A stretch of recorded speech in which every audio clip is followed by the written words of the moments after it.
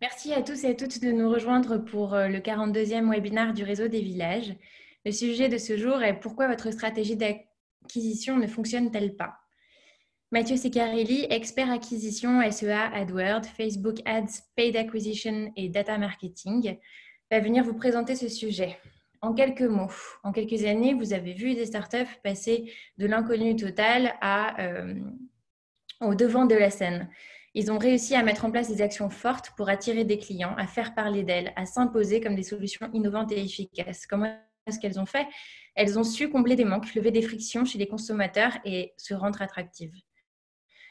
Comme elles, vous pouvez mettre le curseur au bon endroit pour rencontrer votre cible, valoriser votre produit et faire décoller votre croissance. Aujourd'hui, ce webinaire, c'est vraiment l'occasion pour vous de vous inspirer des réussites de ces startups et aussi de comprendre ce qui peut faire défaut dans votre stratégie d'acquisition pour les rejoindre au devant de la scène. Après plusieurs années en finance de marché, Mathieu a choisi de se tourner vers le marketing digital pour devenir acteur de la réussite des entreprises. Depuis plus de 8 ans, donc 4 ans à son compte, il aide les acteurs de la French Tech et les grands groupes à acquérir davantage de clients et à mettre en place les bonnes pratiques, notamment avec Conto, Sending Blue, Cityscoot, Psychologie Magazine et bien d'autres. Il vous apporte donc aujourd'hui son expertise sur la gestion de campagnes SEA, la gestion de campagnes payantes Facebook Ads, LinkedIn Ads, la mise en place de leviers d'acquisition, donc le gros hacking, l'optimisation de la conversion et la mesure de la performance. Mathieu, je te laisse la parole pour présenter tous ces points à notre audience. Merci Edwige pour cette présentation. Je remercie également tous les participants de ce webinaire qui, pour la plupart, je pense, se posent des questions sur leur stratégie d'acquisition. Edwige m'a présenté. Je vais vous partager ma présentation tout de suite. Écran partage. Voilà. Comme elle a très bien dit, moi j'accompagne depuis plus de 8 ans des acteurs de la French Tech, des grands groupes, à acquérir davantage de clients. Et depuis 4 ans, je le fais ça désormais à mon compte. Et ça m'a permis en fait d'acquérir une certaine vue globale et de voir un certain nombre d'acteurs et surtout du coup de voir des exemples. Je sais qu'un webinar, ça a pour principal objectif, c'est de vous inspirer et de vous amener à vous poser les bonnes questions pour que vous, dans une situation qui ne sera jamais identique, vous puissiez vous inspirer de certains exemples. Donc, encore une fois, j'essaierai d'en mentionner le maximum, comme les a cités Edwige, mais si vous avez envie d'en mentionner d'autres, et notamment vos propres cas dans la partie Q&A, n'hésitez pas et je serai ravi d'essayer de prendre en quelques minutes certains cas. Pour commencer cette présentation, je vais vous amener à vous poser déjà 2 questions. La première, c'est est-ce que vous vous souvenez de la première fois où vous avez entendu parler de Spotify? Alors, je pense que la plupart d'entre vous se souviennent de Spotify comme un message. Enfin, aujourd'hui, vous l'utilisez tous comme application, mais il y a quelques temps, au tout début, c'était plutôt partagé sur Facebook. Donc, les personnes lisaient Spotify et puis partageaient la chanson qu'ils lisaient. Cette forme de hack a offert une certaine visibilité et a donné de la notoriété à Spotify. Une autre question que je peux vous amener à vous poser, c'est quel est pour vous à votre avis, quel est le principal canal d'acquisition du petit ballon? Le petit ballon, leur principal canal d'acquisition est le petit logo que vous allez voir sur les bouteilles de vin que des personnes vont ramener à des dîners. Et ça, c'est plus que du bouche à oreille, mais c'est une façon de faire parler de la marque. L'idée, à travers ces 2 exemples que je viens de vous citer et ces questions que je vous ai posées, c'est de comprendre en fait que dans ces cas-là, on a des hacks qui auraient pu être répliqués par un ensemble d'entreprises. N'importe qui, il y a d'autres entreprises comme Spotify qui ont partagé des choses sur Facebook. Il y en a d'autres qui ont mis des logos sur leurs produits que les gens se partagent et ça n'a pas eu le même impact. Donc, la première partie, c'est déjà de vous amener à comprendre quelle peut être la différence entre acquisition et gros hacking. Donc, comme je le disais, c'est en fait, mon avis, je parle d'acquisition et un peu moins de gros hacking pour la simple et bonne raison, c'est que le gros hacking, pour moi, c'est une notion qui devient de plus en plus galvaudée et un petit peu simplifiée. C'est-à-dire qu'aujourd'hui, combien de hacks vous allez voir et combien vont être faits, et finalement pour une stratégie qui ne va pas vraiment fonctionner. Donc, les exemples de Spotify, c'est ce qui est mis en lumière. Donc, le gros hacking, ça va être un petit peu comme de raconter toujours les belles histoires, mais on va beaucoup moins mentionner ce qui peut échouer à différents coups. D'autre part, pour moi, l'acquisition, c'est de construire des tractions et pas vraiment de tenter des coups. Et aujourd'hui, je pense qu'on parle de plus en plus de gros hacking comme du hacking. Et c'est vrai qu'on voit dans les profils qui sont de plus en plus recrutés, il y a beaucoup la notion de growth, qui pour moi inclut très souvent, on sous-estime l'importance de mettre en place des tractions. Bien évidemment, dans les questions qu'on peut se poser, c'est est-ce que c'est le hack qui est intelligent ou est-ce que c'est juste un bon produit? Je pense qu'il y a un gros exemple de gros hacking, c'est Airbnb. Je pense que la plateforme d'Airbnb en elle-même était déjà suffisamment efficace et fluide pour qu'on comprenne que ce n'est pas juste le hack qui était performant, mais un ensemble dont le produit. Maintenant, la personne qui a défini le terme de gros hacking s'appelle Sean Ellis, et pour moi, il y a quand même une notion qui est essentielle dans ce qu'il évoque, c'est l'aspect de product market fit, c'est-à-dire de la rencontre entre un produit et un marché qui va faire que justement la situation d'amplification va pouvoir se produire.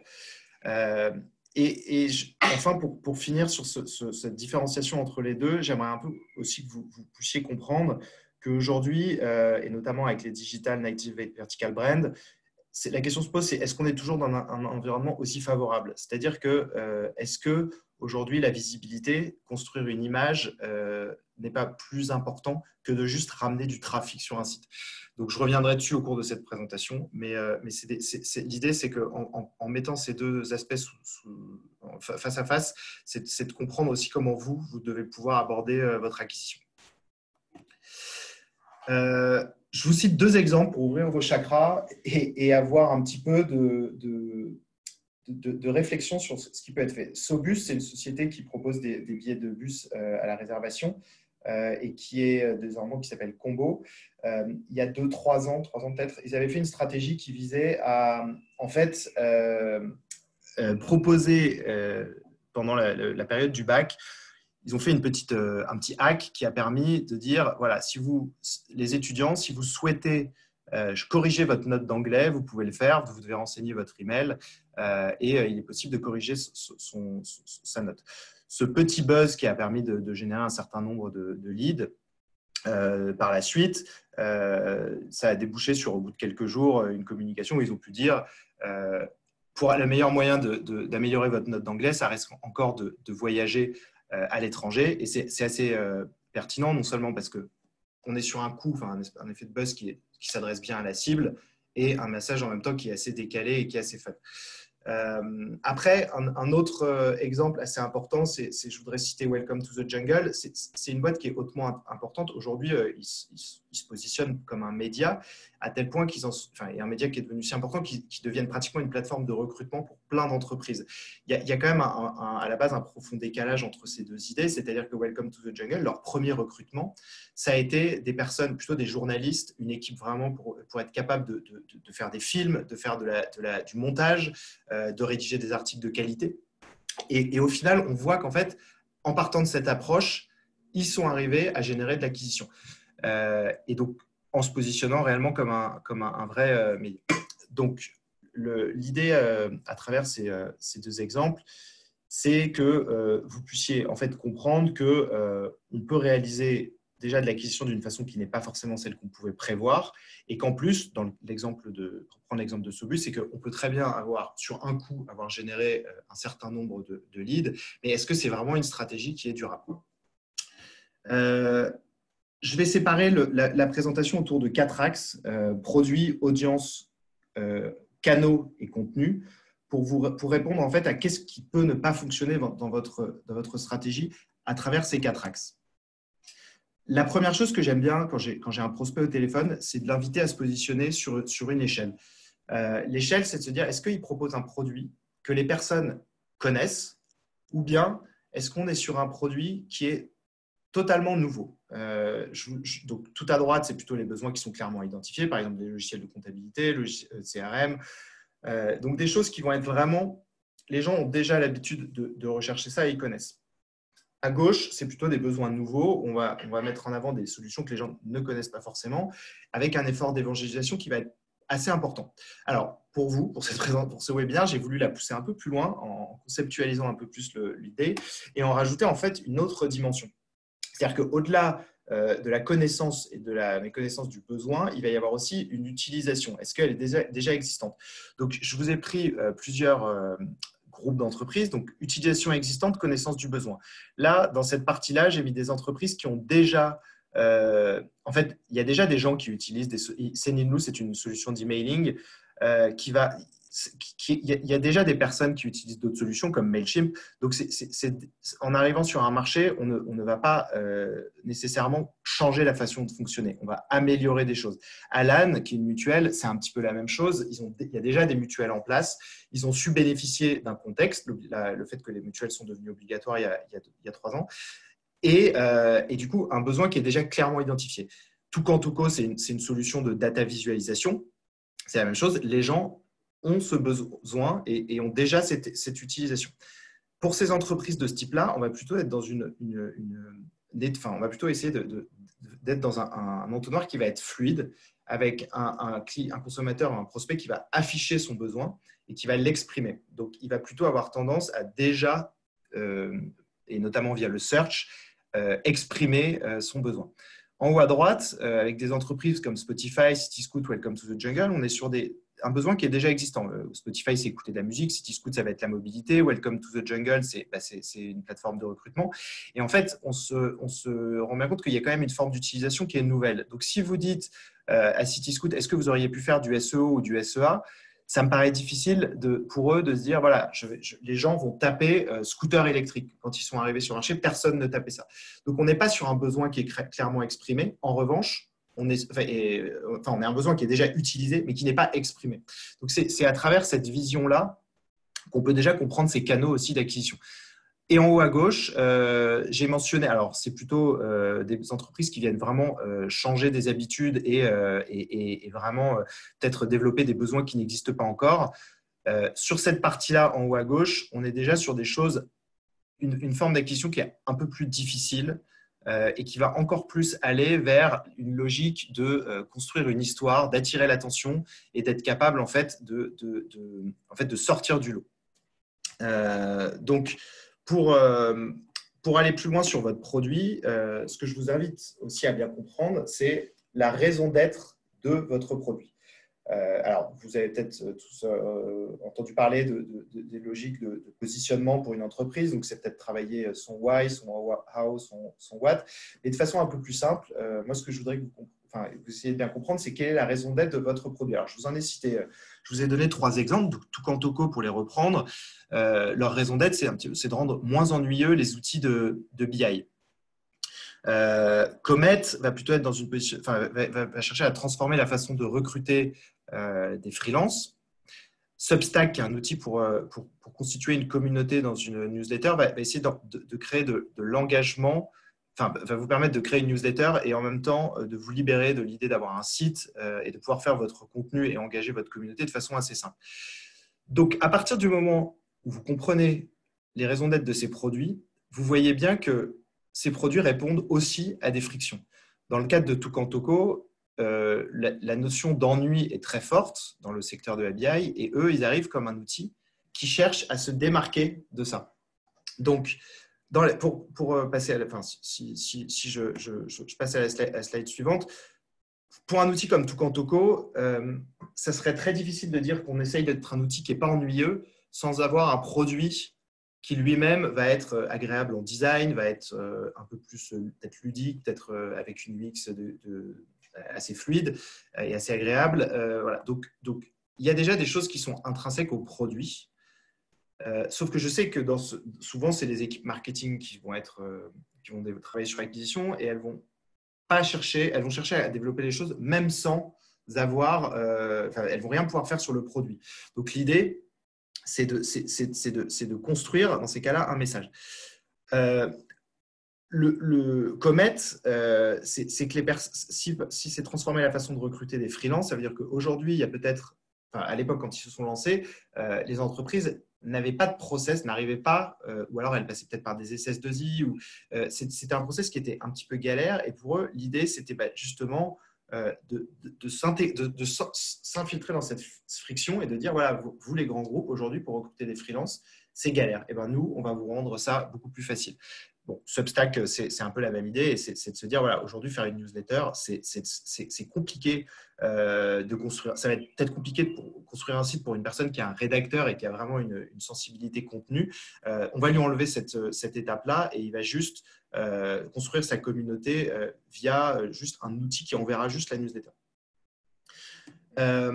Donc, par rapport au produit, ce qui peut expliquer une stratégie qui ne fonctionne pas, pour moi, c'est deux choses. C'est d'un point de vue dev, un produit qui n'est pas efficace et qui ne répond pas à des frictions ou incohérents, ou d'un point de vue marketing, un message qui va être noyé. C'est-à-dire que si vous essayez de répondre à trop de frictions, et on viendra après sur le point audience, vous essayez de tout faire, de tout combler, en fait, votre produit va complètement perdre en lisibilité, et avec vous, votre audience va aussi manquer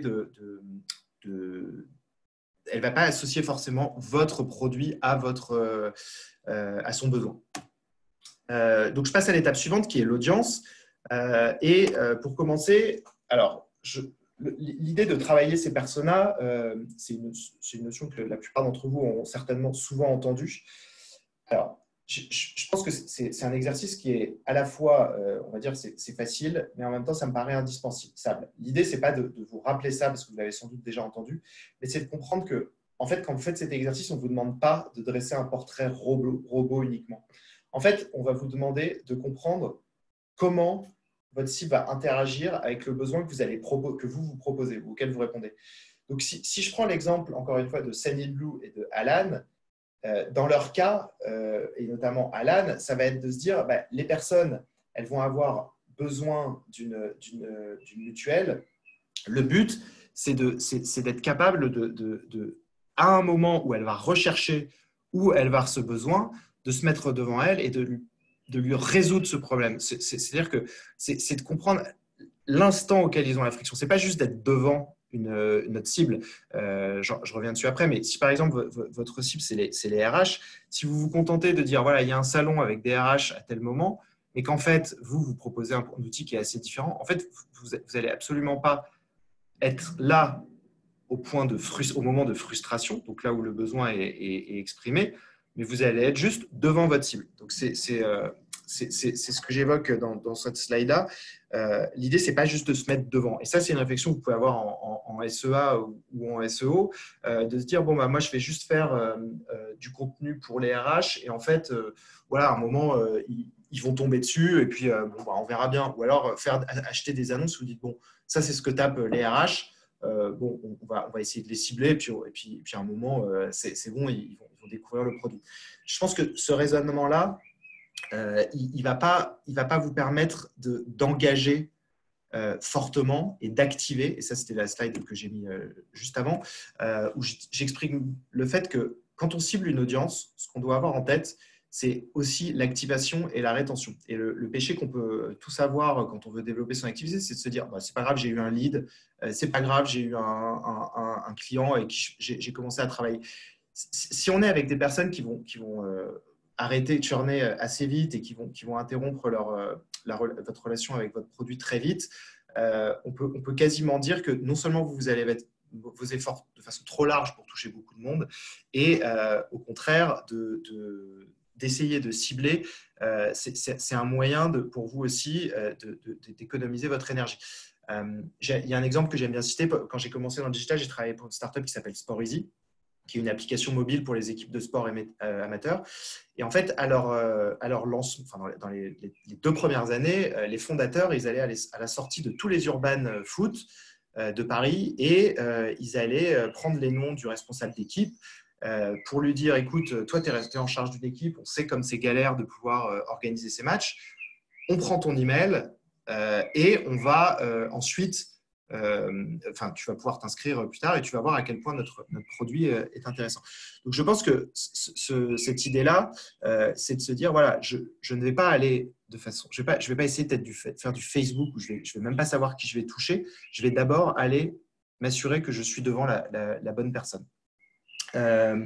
Donc, pour moi, je voudrais distinguer dans la façon dont vous devez raisonner, c'est que soit votre audience va venir à vous en exprimant son besoin.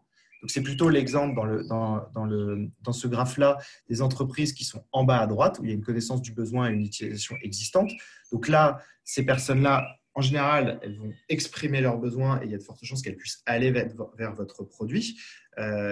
Si vous prenez par exemple Legal Start, je pense que c'est une entreprise qui peut énormément se positionner sur du contenu dans la mesure où les gens expriment leurs questions sur comment créer une SAS, quels sont les dividendes pour une SAS. Donc, on sait que les gens vont sur le search, sur Google, vont taper leurs besoins. Donc, pour une entreprise comme Legal Start, j'ai envie de dire que le canal d'acquisition à favoriser, il est assez intéressant, enfin assez évident. Ensuite, on va avoir une deuxième approche, et là, c'est plutôt pour ceux qui vont être en haut à droite, voire en haut à gauche, dans une logique de donner envie. C'est-à-dire que vous allez essayer de faire en sorte que le besoin auquel vous répondez va s'exprimer, va s'afficher devant votre audience. Pour ça, je pense que déjà, le premier élément, c'est de comprendre les frustrations de votre audience et d'expliquer comment votre produit y répond. Donc, on y viendra un peu plus précisément dans la phase suivante, mais l'idée ici, c'est la phase suivante qui est celle sur le contenu. L'idée, là, c'est de se dire, en fait, à un moment, vos consommateurs et vos prospects potentiels, ils vont associer des marques à leurs besoins. Donc, si je prends l'exemple de Salesforce, qui est une entreprise qui s'est positionnée très tôt sur la notion de cloud, je pense que leur force, c'est d'avoir rabâché ce message, et à un moment où le marché des CRM a évolué vers quelque chose qui était plus en mode SaaS, ils ont su se positionner. Une entreprise comme Uber, ils ont réussi à rabâcher le message. À l'époque, quand Uber est arrivé, personne n'allait taper appli pour se déplacer ou pour commander un taxi. Donc, la force d'Uber, ça a été de se mettre en face de la contrainte que représentait le taxi. Je pense qu'une grosse partie de leur communication et même de la façon dont ils ont attiré l'attention avec les médias était aussi de se positionner en face des taxis et je pense que ça leur a beaucoup servi pour montrer que eux, justement, ils répondaient à un besoin auquel les taxis ne répondaient pas forcément. Donc, l'importance, quand on parle d'audience, pour moi, c'est d'essayer c'est pas de voir large, trop large, c'est de viser peu, mais juste. Et ensuite, c'est de créer des foyers d'acquisition et de viralité. C'est-à-dire que si vous commencez sur une audience qui va fonctionner, en principe, vous allez déjà avoir une empathie qui est beaucoup plus forte et donc vous serez davantage capable de toucher votre audience, la bonne audience au bon moment. Donc, qu'est-ce qui pourrait ne pas fonctionner? C'est qu'en fait, dans la stratégie d'acquisition par rapport à votre audience, c'est que le message en fait, et le produit est illisible pour l'audience. Donc, encore une fois, il ne suffit pas de se mettre devant son audience.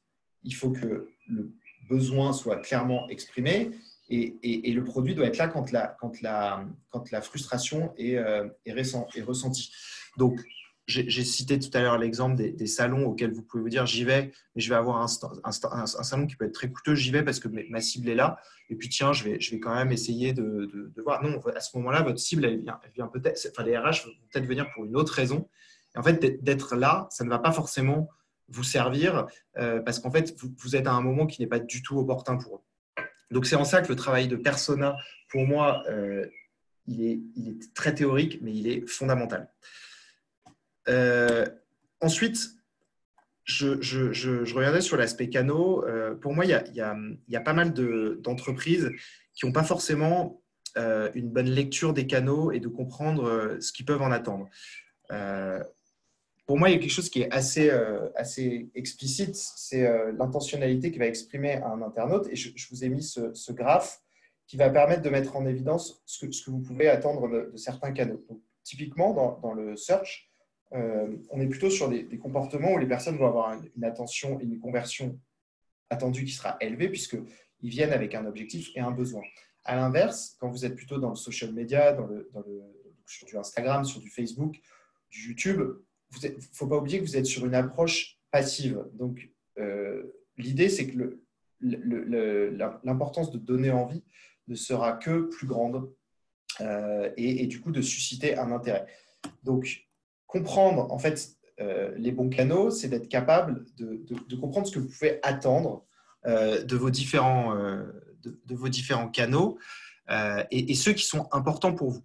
Donc, si je prends ici l'exemple de Comet, alors comme je vous le disais, Comet, c'est une entreprise. J'ai rédigé un article sur le sujet, vous pouvez le retrouver sur mon site, dans lequel je raconte comment, en fait, Comet a réussi son acquisition dans les premières années de sa vie pour arriver à devenir un acteur assez important du recrutement de freelance. Et justement aussi, et notamment le choix des canaux. Dans leur cas, en fait, ce qui est amusant de voir, c'est que la newsletter a été un vecteur assez important de partage de leur contenu et ça a été quelque chose qui a fédéré et fait adhérer une communauté. Mais dans l'idée, le fait que ça soit une newsletter ou peut-être des posts LinkedIn, en fait, c'est presque anecdotique. Et si vous voulez, dans certains cas, vous pouvez avoir dans votre ADN une volonté de faire des articles longs, dans d'autres cas de faire peut-être des formats beaucoup plus courts et vous allez plutôt opter pour des stories sur Instagram ou peut-être une vidéo de 3 minutes sur LinkedIn. Mais encore une fois, c'est important que du canal que vous allez adopter, c'est vraiment d'évaluer correctement ce que vous pouvez en attendre. Et pareil pour le SEO. Si je devais parler du SEO, il y a beaucoup d'entreprises qui pensent contenu en se disant voilà, je vais faire du contenu parce qu'en fait, c'est bon pour mon SEO. Ok, mais le fait est que est-ce que déjà ça va fonctionner dès aujourd'hui? Est-ce que tu ne vas pas être soumis aussi aux aléas de Google? Donc, pourquoi ne pas plutôt raisonner pour l'audience plutôt que pour des objectifs qui sont finalement purement, on va dire purement techniques? Voilà. Donc, je pense que quand vous avez compris ce que vous pouvez attendre de chaque canal, ensuite, c'est de mettre les bonnes compétences au bon endroit. Et ça va. Alors, j'ai hésité à fusionner la partie canaux et contenu parce que pour moi, les deux sont extrêmement corrélés. Mais c'est que si vous avez identifié un canal qui vous convient et qui, vous, dans la façon de le produire, vous paraît pertinent, je pense que c'est essentiel d'y mettre les bonnes compétences et de mettre les bons profils aussi pour arriver à en tirer le meilleur parti.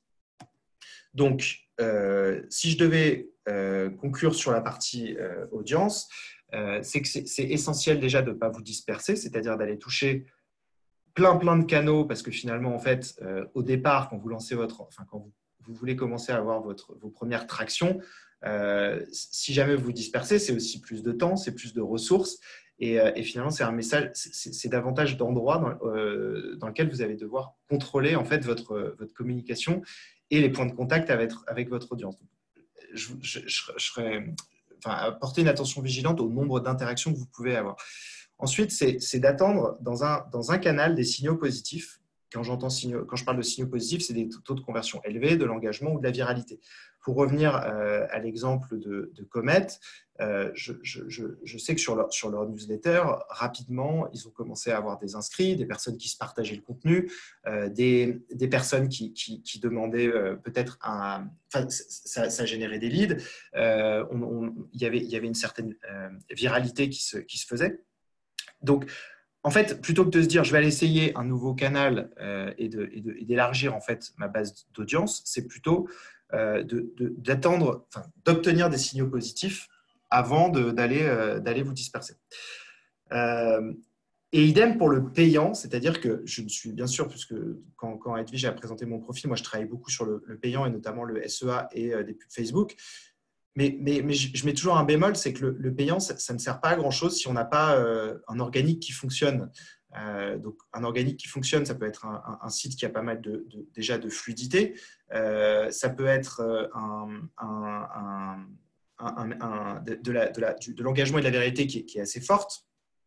Et c'est pour ça que ce que je mets notamment en bas dans le point search, utiliser le SEA pour analyser la conversion, il y a beaucoup de personnes qui vont dire oui, le SEA est un canal qui est trop coûteux et en fait le coût par clic est beaucoup trop élevé, donc je n'y vais pas.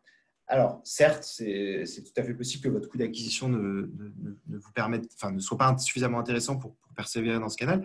Cependant, c'est un outil sur lequel, en amenant du trafic de bonne qualité, vous pouvez très bien voir si votre taux de conversion va être bon et va être performant. Et dans ces cas-là, c'est une information que vous allez pouvoir ensuite utiliser pour peut-être le parcours sur votre site, comprendre si jamais il y a des éléments qui ne conviennent pas. Et donc, ça va être de faire en sorte que le parcours soit le plus fluide possible. Je vais un petit peu accélérer parce qu'il est déjà 14h30. Donc, ne pas multiplier les points de contact et surtout éviter de reproduire ce que vous voyez ailleurs et rester en ligne avec votre ADN. Ça, c'est vraiment important et je le redéveloppe sur la partie contenu qui suit. Donc, sur la partie contenu, je voudrais juste que vous ayez en tête deux types de contenus. Et je pense au podcast de Génération Do It Yourself ou de Pauline Léniaud pour ceux qui connaissent, et aussi des newsletters qui ont grossi par elles-mêmes. Il faut avoir en tête que c'est des canaux qui sont assez abstraits. C'est rare que sur une plateforme de podcast, les gens tapent podcast marketing. En général, ils vont choisir un podcast parce qu'ils l'ont déjà choisi. Pareil pour une newsletter, on va plutôt s'y inscrire parce qu'on y a vu, on a une appétence forte. Donc, si vous gardez ces deux canaux en tête, c'est excellent pour vous dire est-ce que je génère de l'envie. Donc, ce n'est pas de faire un contenu pour se dire je vais envoyer des newsletters ou je vais faire un podcast parce qu'en fait, tout le monde en fait. Non, c'est de se dire comment ce contenu-là, si déjà il fonctionne, en fait, ça veut dire que je sais parler à ma cible. Donc ça c'est un point assez important qui, en général, pourra aussi se refléter sur la façon dont sera perçu votre produit. Ensuite, une question que j'ai envie que vous vous posiez fortement, c'est est-ce que vous avez envie de devenir un nouveau média? Parce que développer son contenu, c'est aussi être son propre média. Et j'ai pris l'exemple de Welcome to the Jungle, qui est aujourd'hui considéré comme un média RH. Et pour les salariés, c'est vraiment un travail. Enfin, je veux dire, il y a du journalisme, il y a des articles qui sont contenus, il y a de la qualité. Donc, si ce n'est pas dans votre ADN et si ce n'est pas quelque chose qui est propre à vous, peut-être que ce n'est pas quelque chose qu'il faut approfondir. Donc, c'est pour ça que dans le travail de positionnement, il y a quand même une chose que vous devez comprendre, c'est ce qui sont vos valeurs et sur quelle appétence vous y avez. Et si vous prenez l'exemple de Génération Do It Yourself, c'est un podcast qui vient largement maintenant dépasser. Le fondateur de Génération Do It Yourself a fait ce podcast il gère aussi une agence marketing. On sent bien que le podcast il a dépassé la sphère de l'agence. Donc c'est pratiquement devenu un média avant d'être une agence. Et c'est la même chose, je crois, pour Pauline Léniaud, qui a un podcast maintenant qui a pratiquement dépassé son activité. Donc, il faut que vous gardiez en tête, c'est est-ce que ce contenu, vous avez envie de le produire et ne pas le penser pour meubler ou juste pour se dire, voilà, je vais combler des trous. Pensez votre contenu pour votre audience. Dans ce dernier point, ce que j'essaye d'évoquer, c'est que, je prends l'exemple d'Alan, dans leur landing page, si vous avez déjà créé un compte sur Alan, moi, il y a un truc qui m'a fasciné, c'est que sur le parcours, il vous demande votre numéro de sécurité sociale et en fait, avec votre numéro de sécurité sociale, vous avez déjà un certain nombre d'infos et ça va vous les générer automatiquement. Donc, le sexe, votre lieu de naissance, tout ça. Conto, pour qui je travaille, c'est un petit peu la même chose. Vous allez saisir votre sirène et ça va vous générer déjà la raison sociale et un certain nombre d'infos. En fait, ça, c'est du contenu qui est intelligent parce qu'on vient lever une friction. Donc là, on est un peu plus, pour rappel, dans la position en bas à droite des entreprises qui sont déjà sur un besoin qui est exprimé, mais c'est quand même un contenu qui vient répondre à ce qu'attend en fait la personne en face. Donc, le risque en fait d'une stratégie qui ne fonctionne pas, c'est d'avoir un contenu qui est en lambda, dans lequel vous ne capterez pas l'attention parce qu'en fait, vous n'allez plus émerger. C'est vous-même dans la façon de le faire et de le produire. C'est un contenu qui doit vous plaire et vous devez le faire avec une certaine conviction. Sinon, vous risquez au bout de 3-4 sujets d'en avoir un petit peu ras-le-bol. Et là, je peux prendre mon exemple personnel. Je cherchais des séries de posts à faire sur LinkedIn. J'ai pas mal tourné en rond pour y arriver, mais à un moment, je suis arrivé à me dire, tiens, j'ai pas envie de faire des articles, j'ai envie de faire juste des posts un peu brefs qui vont faire du coup un certain nombre de caractères et chaque semaine, je vais en poster. Et ben, ce format-là me convenait beaucoup plus que celui de l'article qui me prenait trop de temps et dans lequel j'étais incapable d'allouer l'énergie. Et voilà. Et j'ai également fait une série sur laquelle je raconte justement la réussite comment des entreprises ont réussi leur acquisition. Bah, pour faire cette série-là, je fais appel à des freelances parce que l'idée, c'est de se dire, en fait, c'est un vrai métier. Et comme c'est un vrai métier, bah, en fait, il faut être capable de mettre les bons profils et des personnes qui sont compétentes parce que vous, c'est sans doute pas votre métier de produire du contenu. Pour conclure, je voudrais que vous précisiez quelque chose. C'est une présentation que j'ai faite il y a 2 ans. J'avais un petit peu moins de recul, mais je constate que c'est quand même un univers qui a vachement évolué. Aujourd'hui, on est sur des réseaux et de la production de contenu qui est vachement plus saturé. Je pense qu'on a presque. Enfin, moi, parfois, je me connecte à LinkedIn, j'ai envie de vomir tout ce contenu. Je me dis, mais c'est pas possible que tout le monde raconte et quelque chose à raconter avec si peu d'expérience, avec si peu de matière. Enfin, voilà, on voit des choses partout. Et je pense que l'attention, elle est plus en plus complexe à obtenir. Et en fait, d'une présentation, moi, où je portais l'attention sur du trafic et comment on va peut-être davantage être dans une logique de gros hacking, je me suis élargi pour arriver à quelque chose où l'identité, le message que l'on raconte est devenu sans doute plus en plus important en digital pour émerger et pour qu'en fait, vous soyez lisible auprès de votre audience. Et je pense que quand on voit des entreprises comme Comet, comme Cityscoot, comme Welcome to the Jungle, il y a une vraie identité, il y a une vraie compréhension du positionnement et voilà. Enfin, et donc en fait, elles sont à même d'interpeller en fait leur cible. Donc, pour le tourner de façon positive, parce que l'idée, en le tournant négativement, n'est pas nécessairement de critiquer ce que tout le monde peut faire, c'est de voir comment, en fait, on peut arriver à cela. Et pour moi, les choses qui sont fondamentales, c'est de bien comprendre vos valeurs, votre vision et votre ADN.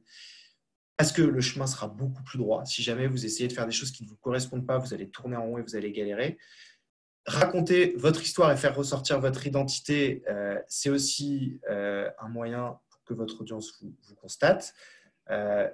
D'être dans l'empathie maximale pour que votre message soit le plus adéquat possible. Et surtout, le dernier point, c'est de mettre de l'expertise et de l'expérience là où c'est nécessaire, parce que ce n'est pas en mettant un junior pour être sur un canal qui est le plus important que vous allez réussir votre acquisition.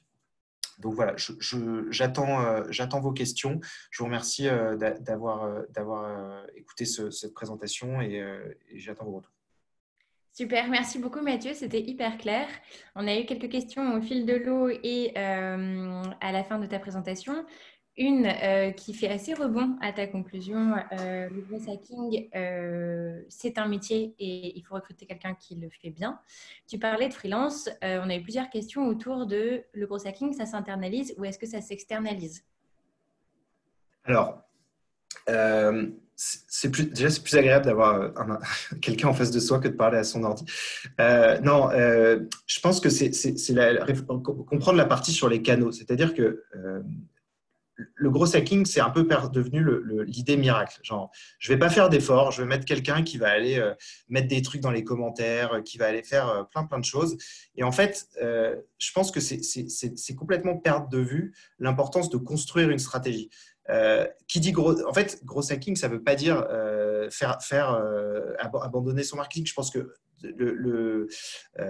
j'ai une question là, il n'y a pas très longtemps d'une entreprise qui voulait du conseil sur la partie recrutement et elle voulait un gros hacker. Je lui dis attention, parce que vous avez quand même une histoire à raconter, vous devez donner envie. Et pour ça, si vous prenez juste un mec qui a fait des pubs Facebook, du SEA, des choses comme ça, bah, à un moment, déjà, il va saturer parce qu'une fois qu'il aura amené le trafic, il faudra quand même que derrière, il soit capable d'aller plus loin, de donner envie. Et ça, je pense que c'est des compétences qui sont de plus en plus importantes en digital, c'est de savoir raconter une histoire. Alors justement, tu parles d'avoir une ADN, etc. C'est vrai qu'il y a souvent ce déphasage entre est-ce que je dois avoir le plus de likes sur LinkedIn, etc. Et donc j'ai des hacks, ou est-ce que je dois en fait générer un trafic dû à un produit. on a d'autres questions qui tournent autour de est-ce qu'on doit générer du trafic avant ou après d'avoir développé le produit finalement. Et tu parlais au début de ta présentation d'image de marque. Aujourd'hui, est-ce qu'on crée son image de marque ad hoc ou est-ce qu'on génère d'abord du trafic, on rencontre nos clients, comme l'a fait Comet, et à ce moment-là, on décide d'asseoir en fait son produit, son développement, etc. Alors, je pense que c'est une question intéressante parce que bon, dans tout ce que j'ai expliqué, il n'y a pas non plus de vérité. Et je parlais la semaine dernière avec le fondateur de Toucan Toco, Kylian Bazin, et lui, il m'expliquait qu'en France, on a une faiblesse pour que les marketeurs expriment parfaitement ce qu'on appelle le go-to-market. Donc, c'est en quoi le produit est bien positionné par rapport à son marché. Et en fait, lui, il me disait, mais en fait, Toucan Toco, c'est une marque qui aujourd'hui a réussi à construire une certaine notoriété, mais qui finalement n'a pas forcément travaillé ses personas et son go-to-market. Et en fait, moi, ce que je trouve super intéressant avec le recul et après cette discussion, c'est que c'est une marque qui, en fait, son ADN de départ qui était de dire l'habillage, c'est chiant, c'est ennuyeux. Aujourd'hui, on propose à des gens toutes les solutions, vous proposez de faire des tableaux d'une certaine façon. Eux, ils se sont positionnés en rupture et rien que le logo, un toucan, et des couleurs vives, du design assez marqué, en fait, ça les a fait tout de suite émerger en fait, du truc. Enfin, en fait, de la masse. Et en fait, ils ont pu même s'adresser à des groupes du CAC 40 avant même d'avoir un produit qui était parfait. Et ce qu'il y a, c'est que je pense que, en fait, donc ça, c'est l'exemple de Toucan Toco. Après, moi, dans l'article où je parle de Comet, Comet, c'est une entreprise qui, à un moment, a recruté un CMO qui avait une vraie compréhension de l'identité. Et en fait, il s'appelait Skilly au départ. Et un jour, ils étaient contactés par une boîte qui avait le même nom et qui leur a demandé de changer de nom ou de faire un rapprochement ou de se racheter. Et en fait, du coup, ils se sont dit, bon, c'est l'occasion de trouver un nouveau nom. Et le travail sur le nouveau nom a débouché sur une réflexion sur qui ils sont. Et Comet, en fait, les trois fondateurs sont des passionnés d'aéronautique. Et ils se sont dit que c'était quelque chose sur lequel ils se retrouvaient. Et en même temps que leur projet, et je l'ai bien mis dans la présentation en parlant de transformer le secteur de recrutement le recrutement des freelances, il y avait aussi dans l'idée de transformation une vision assez futuriste.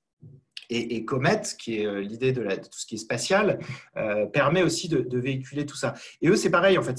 Je pense que c'est une entreprise qui a beaucoup, qui est ressortie très vite, sans même avoir les algorithmes de recherche ou l'interface qui permettait de faire tout ça. Donc, je pense que y a plein de personnes qui vont se dire, tiens, j'ai déjà travaillé mon produit, il est bon. Oui, mais il est bon, mais alors quel message je donne? Il est bon comment? Est-ce qu'il est bon parce qu'en fait, il répond à tous les besoins ou est-ce qu'il est bon parce que il est facile parce que donc je pense que je pense que le plus tôt cet exercice est fait et le plus tôt on marche sur les bons axes. Mais en même temps, c'est jamais un exercice qu'on fera au début parce que on va pas forcément tout de suite rencontrer la big picture, quoi. Et voilà. Mais en tout cas, ce dont je suis persuadé, c'est que c'est pas un exercice qu'il faut négliger. C'est-à-dire que quand on se dit, je vais aller travailler mon positionnement, mon identité, mes forces ou mes personas, comme je l'ai évoqué, en fait, c'est pas une heure autour d'une table avec deux stagiaires, on se fait 3 jours d'atelier. Et en fait, le gain de temps et le gain d'argent, il sera énorme. Et moi, dans l'acquisition, il y a un truc. Alors, je ne l'ai pas mentionné, c'est vrai que je voulais le dire, c'est que très souvent, on oublie que dans l'acquisition, le temps qui passe, ça a un coût. Et je voulais le citer pour les canaux d'acquisition, c'est que parfois, on va dire un canal est cher. Oui, mais est-ce que 6 mois à ne pas avoir d'acquisition, ce n'est pas encore plus cher que d'avoir un canal coûteux? Donc, et si le SEA, il est cher, mais qu'il vous amène les bonnes personnes et que voilà, faut peut-être y aller et se dire, en fait, ça va déjà me constituer des personnes qui vont être susceptibles de parler ensuite de mon entreprise. Et moi j'ai beaucoup travaillé pour Sendinblue, qui typiquement était en face de Mailjet. Donc Mailjet, c'est une boîte qui avait un peu d'avance quand je suis arrivé chez Sendinblue. Mais Sendinblue on a vraiment mis le paquet sur le SEA et voilà, on a envoyé l'artillerie lourde, alors que Mailjet était plutôt dans le SEO. L'argument de Mailjet, c'était de dire le SEA était trop cher et en fait, on va payer un coût d'acquisition trop cher. Ouais, mais en fait, ils ont perdu du temps. Sendinblue est devenu un énorme mastodonte en France et Mailjet maintenant est est bien, bien trop loin de Sendinblue. Et maintenant, la force de frappe, elle est complètement différente. Donc c'est pour ça que quand je voulais parler des canaux, c'est de comprendre aussi ça. C'est de comprendre que certains canaux ont un coût et ont du coup enfin, il faut bien arbitrer entre ce qu'on peut en obtenir et le coût qu'il y a. Oui, ce que tu dis, et on l'observe en fait quand on accompagne aussi les startups, c'est en fait une gymnastique des allers-retours entre j'améliore mon produit parce que j'ai des retours des clients et je retourne voir le client pour être sûr que je ne déploie pas ce fameux complexe de l'entrepreneur perfectionniste qui développe un produit qu'il pense parfait, qui passe beaucoup d'années, beaucoup de recherche et développement, mais qui n'a jamais testé et qui en fait ne répond pas aux besoins concrets des clients.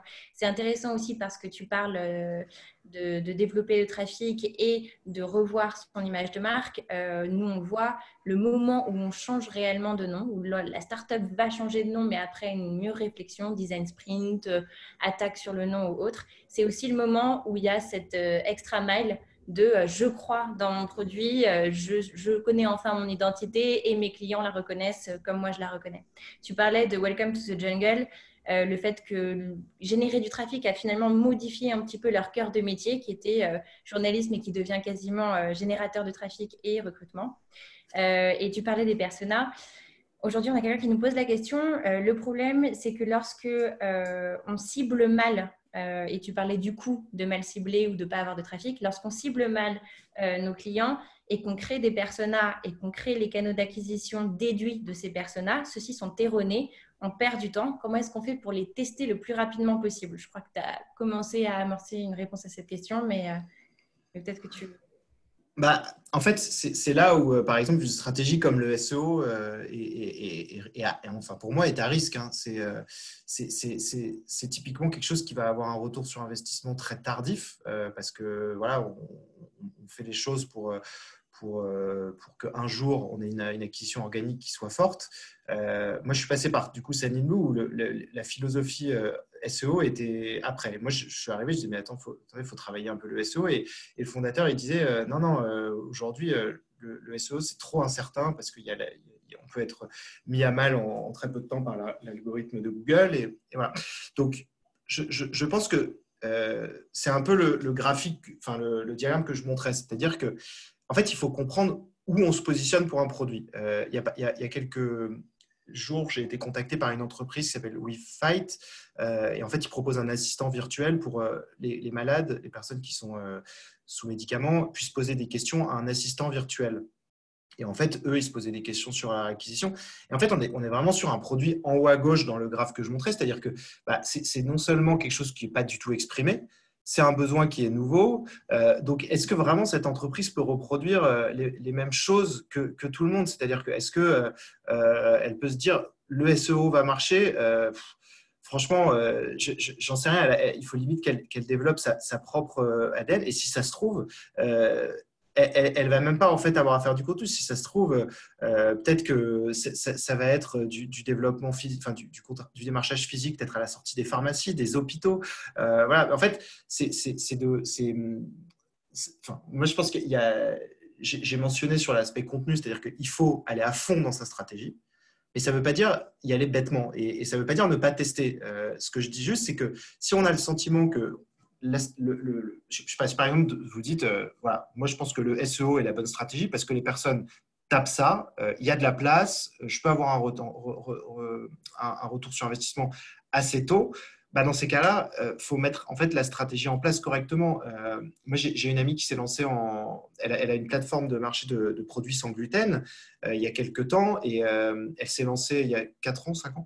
Et en fait, très tôt, je lui recommandais de faire du contenu, de faire 3 articles par semaine, de faire un truc. Mais le problème, c'est que c'est pas forcément dans son ADN. Donc la question, c'est est-ce que elle avait envie de le faire mais oui, en fait, tout peut marcher, mais déjà, il faut vraiment être conscient d'en avoir envie.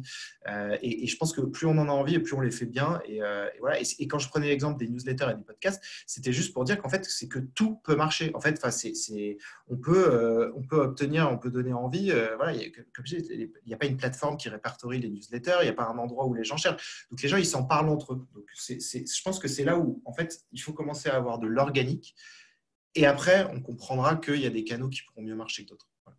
Oui, tout se joue pas en ligne et il ne faut pas se lancer, copier la méthode de quelqu'un d'autre si ça ne correspond Exactement. pas, ça ne fonctionne pas. On a plusieurs questions à propos. En gros, tu dis tout ne se fait pas en ligne. On a quand même deux questions qui ciblent les fameux fichiers Kali pour faire des campagnes pour démarrer. C'est vrai qu'aujourd'hui, on a plein de façons d'aller chercher des contacts, des prospects, de faire des listes, etc. Tu parlais d'aller à la sortie des pharmacies ou ce genre de choses. Il y a aussi des fichiers en ligne. Qu'est-ce qu'on en fait, comment on les utilise et est-ce qu'on les utilise avant ou après le fait d'avoir fait une première campagne qui nous aura donné quelques retours? Alors, j'ai un beau contre-exemple. C'est un pote à moi qui a lancé, qui a fait il y a quelques années des photomatons, enfin des photobooths pour les événements et qui avait un fichier client. Et moi j'étais chez Sendinblue et il me disait voilà, j'ai ce fichier de Kali avec plein de directeurs communication comme interne et tout. Et c'est vrai que c'est un peu contre-intuitif et en fait, il a plutôt balancé pas mal d'emails pour mettre en avant son produit.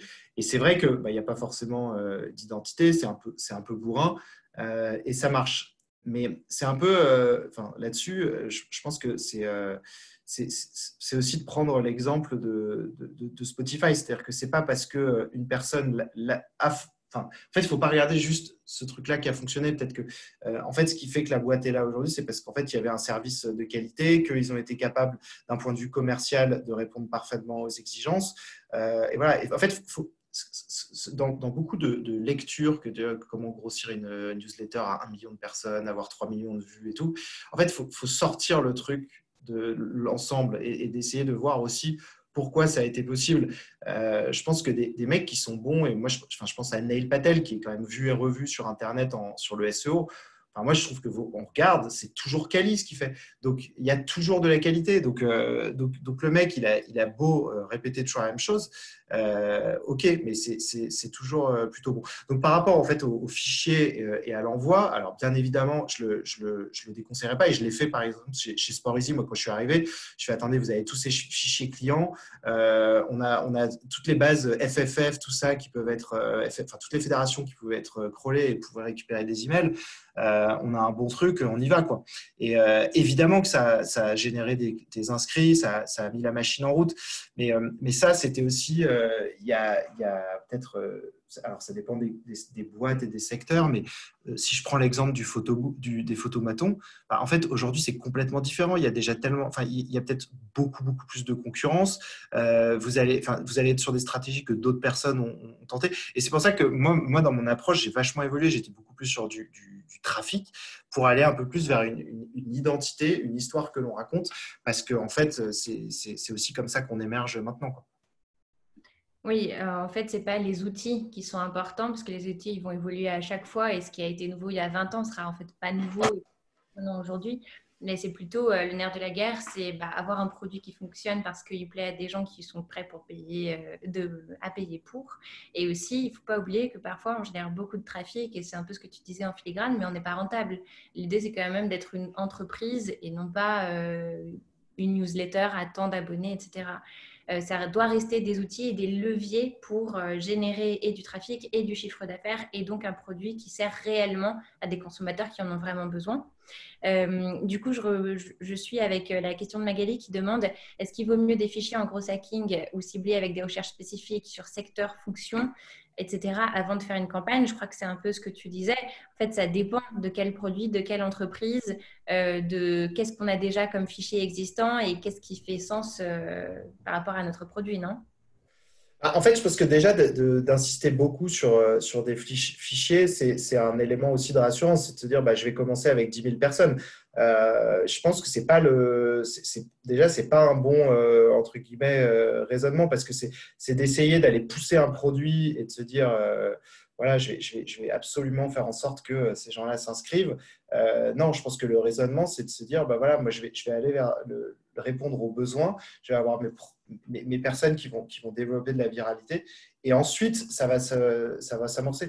Ça me fait penser que par rapport à la question précédente, il y a un super article, vous pouvez regarder Si vous tapez sur Google Superhuman First Round Review, donc c'est Superhuman First Round Review. Donc c'est un article sur un blog d'une personne qui parle de son produit. Et en fait, il explique parfaitement comment en fait son produit qui répondait à certains besoins, en fait, dans les développements produits, au lieu d'aller s'élargir, il s'est concentré sur des choses qui étaient encore plus en réponse à la friction à laquelle il répondait. Donc c'est comme s'il allait, au lieu d'aller travailler ses faiblesses, le mec il allait encore plus travailler ses forces. Je pense que l'idée de dire voilà, j'ai un fichier et en fait je vais bourriner. Alors oui, ça peut fonctionner, mais moi j'ai travaillé sur des entreprises sur lesquelles on se disait tiens, il faut cibler des RH. Mais en fait, le RH, si on ne lui sort pas peut-être de la qualité ou des choses, enfin voilà, d'un autre thème, c'est pas parce qu'on lui balance des emails et des newsletters qu'il va les lire en fait. Et au bout d'un moment, en fait, vous l'aurez saoulé, vous aurez perdu son attention et voilà. Donc plutôt esprit comme Comet, comme Welcome to the Jungle. D'abord, on intéresse, d'abord on fait de l'engagement. Et ensuite, on continue. Mais c'est illusoire de croire que ça peut être fait par magie, en fait. Oui, il ne faut pas s'apparenter à un spam non plus, surtout que c'est des gens qui sont sursollicités. Si la liste est justement en train de circuler en train de tout le monde, en fait, tout le monde a eu la même et tout le monde a contacté les mêmes personnes. Ouais. Très intéressant. On ne va pas avoir le temps de voir toutes les autres questions. En fait, si on peut synthétiser, il y a pas mal de personnes qui te demandent en termes de budget et de personnes et d'outils à suivre. Peut-être que tu as des médias à conseiller ou des personnes à suivre pour comprendre quels sont les outils existants aujourd'hui et comment est-ce qu'on peut développer sa propre stratégie. Je rappelle que tu as proposé que les auditeurs que l'audience puisse être mis en contact avec toi pour leur cas particulier suite au webinaire. Ce webinaire sera retransmis et moi, dans le mail, je pourrais ajouter les liens des sites dont tu as parlé pour que tout le monde les ait bien en tête. Ouais, moi, si je devais parler de podcast, donc des choses que j'aime bien écouter, il y a Grossmaker que des gens connaissent peut-être déjà. Il y avait Marketing Mania, Génération Do It Yourself. Je l'écoutais pendant la période du Covid et du confinement. Ça donne juste envie d'aller créer. On a juste envie d'aller créer une boîte et de tout lâcher, quoi. Enfin, de tout mettre à fond. Non, mais c'est d'essayer d'avoir des éléments d'inspiration avec des gens qui font de la qualité. Donc, pour le SEO, je citais Neil Patel. Pour Facebook, il y a un mec qui s'appelle Danilo Duchesne que je trouve plutôt très pertinent.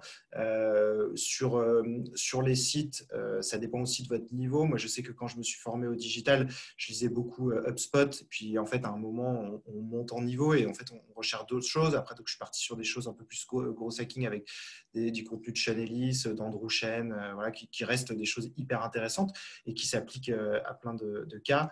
Voilà, mais